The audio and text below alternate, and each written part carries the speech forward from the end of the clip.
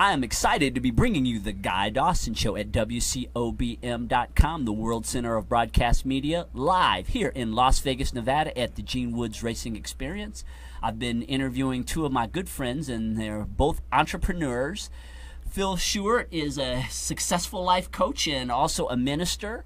And to my left is John Picanzi, and he has been talking about Univera, which is a revolutionary product that's helping people to be all over the world to be healthier. And as we were going to break, Phil, I was thinking about how you really are kind of wired to be able to help people with their personal growth because you've had so many years in the ministry, and I wanted you to share a little bit about being a minister.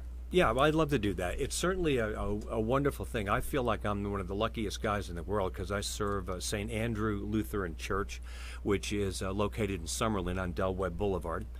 St. Andrew Lutheran has about 650 members, and we have wonderful worship services at 8:30 and 10 o'clock on Sunday.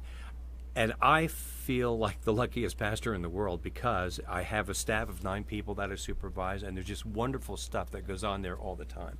And you're right, what we are about is helping people, and that's what we're supposed to be doing. My very first job was in 1968. As a minister? No, as actually a minister of music. I was an organist and choir director and piano player before I became an ordained minister. So for the last 25 years, I've been an ordained minister in the Evangelical Lutheran Church in America. So really, I've been serving the church for over 40 years in a variety of capacities. It's been a wonderful call. I certainly love it. And it was a wonderful way to kind of move into the coaching business because there you're doing some of the same stuff you're doing as a minister, except it's got a little bit of a different tone to it.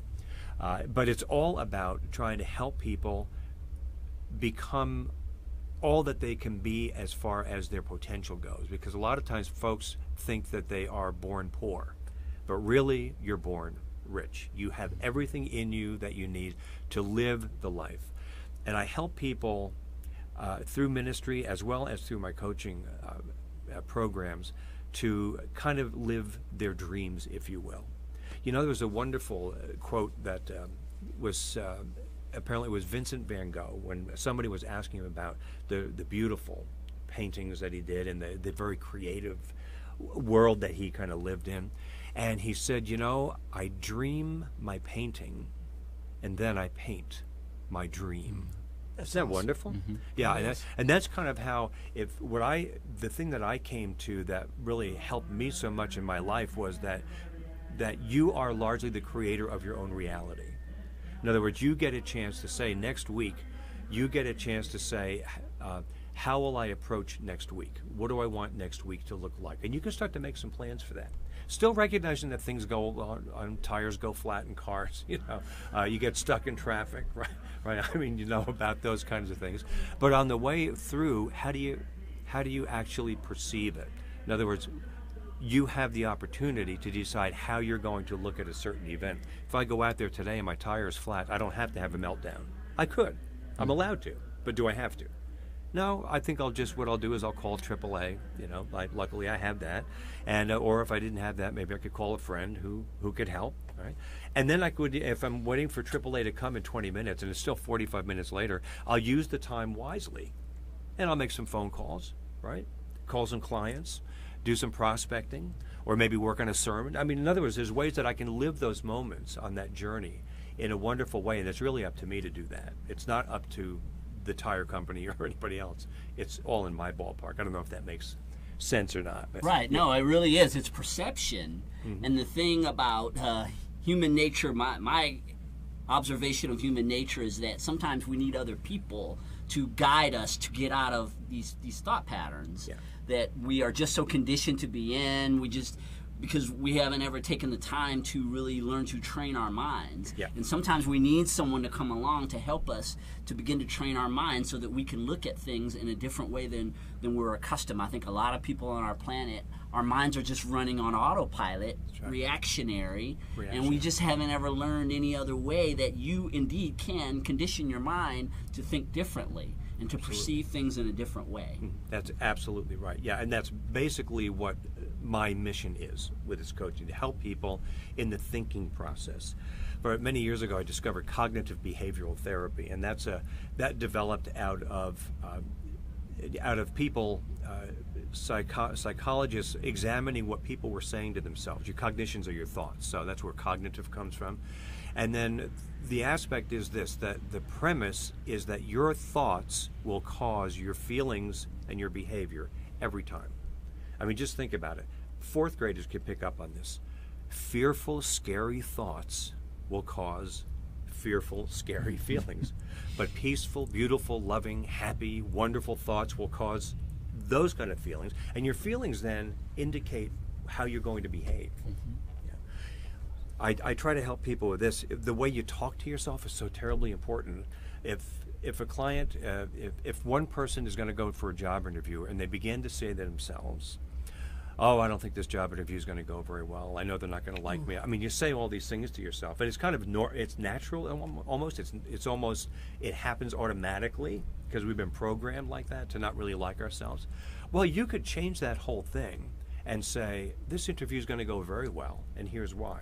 I'm well prepared for it. I'm going to look the interview right in the eye. You know, I'm going to look at that person. I'm going to talk to them because I'm not only being interviewed by them for the company, but I am interviewing them as well because I'm going to be sharing my talents and gifts with this organization. That's a whole mind shift that just makes you feel better and usually leads to greater success.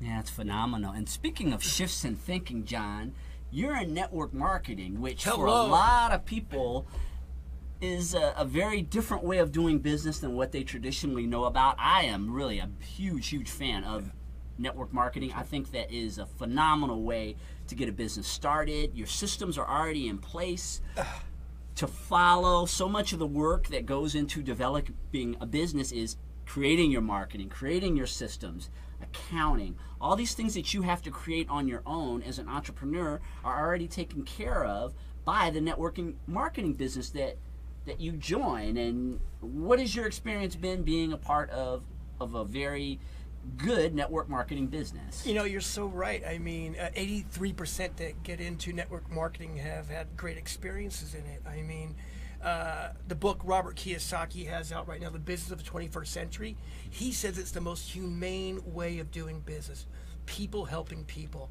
I've never seen anything like it. I've come across so many successful people in this business that I'm in, people helping me, successful people. I mean, successful people helping people to become more successful. I mean, it's the perfect ingredient to get your business up and running. I mean, building a business, building international, building a potential for going global, getting outside your back door and your city and going international.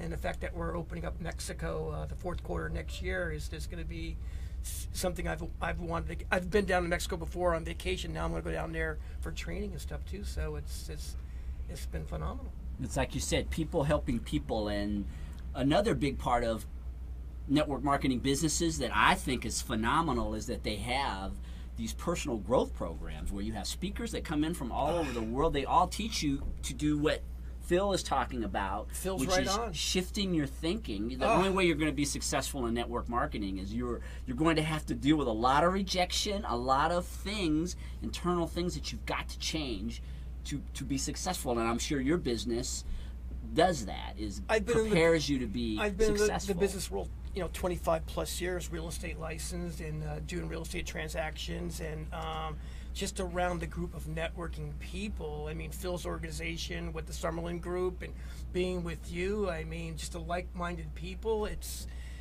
like, you're around the right people and you got to get to the right people to get the message out. And we're doing that. We're having fun. I'm having a blast. Right. I love my life. Yeah, get the negative people out of your life. Right. I hate to say it. Well, I don't hate to say it, because you are who you surround yourself with, ultimately. And I mean, I'm not saying that you get rid of your husband or your wife, although that might be necessary. I mean, it's not for me to say. I don't want to say that, but I'm saying that it is really hard to be a positive person when you're surrounded with negative people. We're going to take another short commercial break and be back with more of The Guy Dawson Show. Awesome. See you all in a few minutes.